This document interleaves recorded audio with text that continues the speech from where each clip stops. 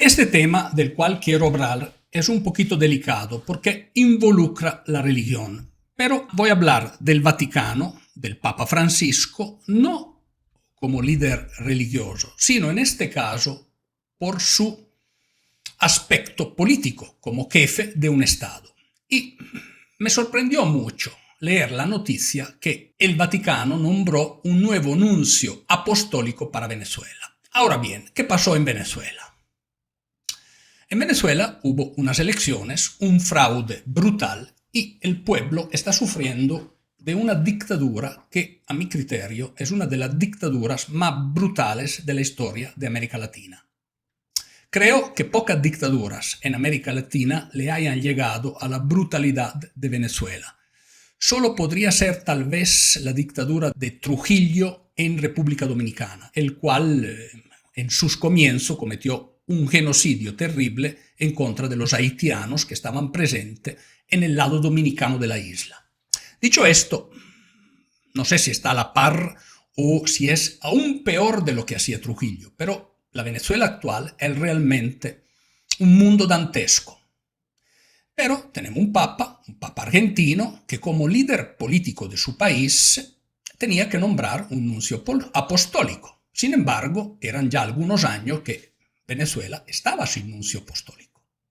Al mismo tiempo tenemos este papa que ha visitado muchos dictadores comunistas o presunto tales, algunos definitivamente, tipo Fidel Castro, o presunto tales, por ejemplo, los Kirchner y sus amistades con los Kirchner que estaban convirtiendo a Argentina en una dictadura. Entonces tenemos el papa, el máximo representante de la Iglesia en la tierra,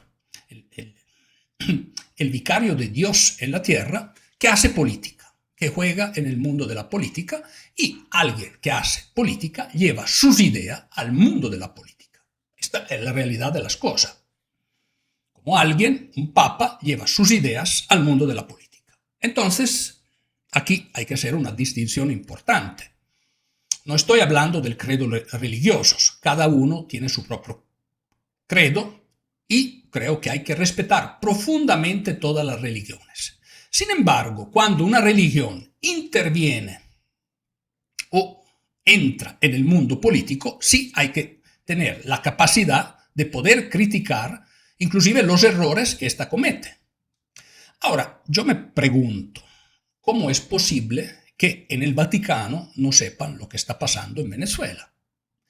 ¿Cómo es posible que en el Vaticano no hayan decidido posponer la llegada del nuncio apostólico a Venezuela? ¿Por qué digo esto? Bueno, Nicolás Maduro es un usurpador de la presidencia de Venezuela. Nicolás Maduro debería estar por sus nexos criminales atrás de una reja. Y el Vaticano le manda el nuncio, Alberto Ortega Martín, el nuncio del Vaticano, el embajador del Vaticano. Esta cosa realmente no puede quedar sin comentario, porque a mi criterio es una aberración. Es una aberración porque el Vaticano debería estar informado de lo que está pasando en Venezuela.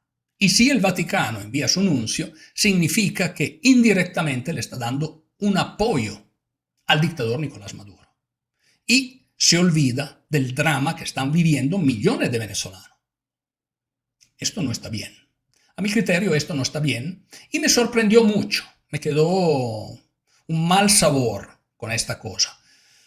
Yo creo que fue un momento muy inoportuno. Creo que fue un error grave, enormemente grave del Papa Francisco. Tal vez, digo solo tal vez, el hecho de que haya llegado este Papa a Roma por el mundo católico no sea tan positivo. Tal vez a futuro, si habrá un cambio, la Iglesia volverá a hacer lo que debería hacer, preocuparse del reino de los cielos, como alguien más importante del Papa actual, inclusive más importante de ese, mucho más importante, infinitamente más importante de este comentador, había dicho hace algunos miles de años. Pero ¿por qué la Iglesia se mete tanto en las cuestiones políticas? O por lo menos, ¿por qué la Iglesia no se aleja de situaciones que no debería apoyar? Por lo menos debería criticar.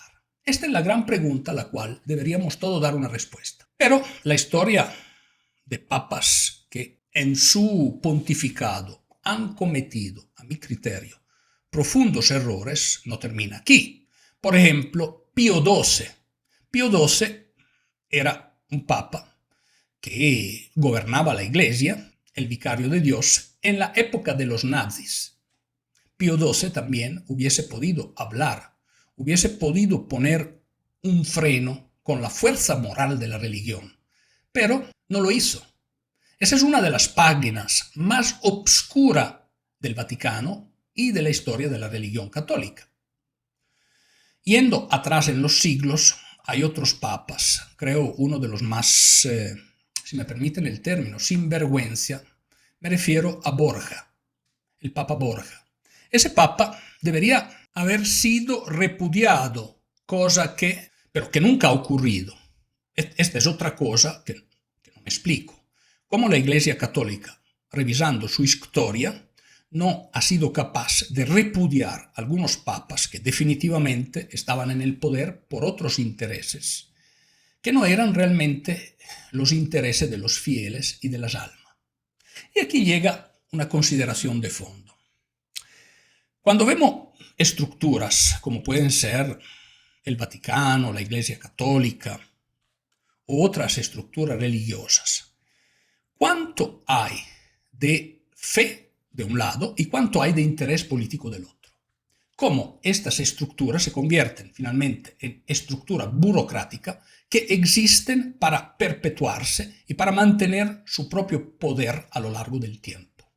Este, a mi criterio, es un caso típico de cómo una estructura, el Vaticano, una institución fundamental en el mundo de miles de millones de ciudadanos, en lugar de seguir su línea, que es la línea de la fe y de las transmisiones de los mensajes de la fe, se pone a jugar en la cancha política.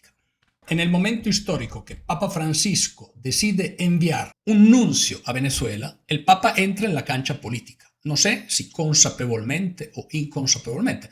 No sé si el Papa sabía lo que estabas haciendo. Pero sin duda fue un error grave del Vaticano haber enviado en este momento, con el conflicto que hay en Venezuela, un nuncio allí. Pero muchas gracias, déjame saber qué opina de la llegada del nuncio apostólico a Venezuela, si a tu criterio fue un buen momento o fue un error del Vaticano. Recuérdate de suscribirte al canal y compartir este vídeo entre tus amigos. Esto nos va a ayudar mucho. Muchas gracias.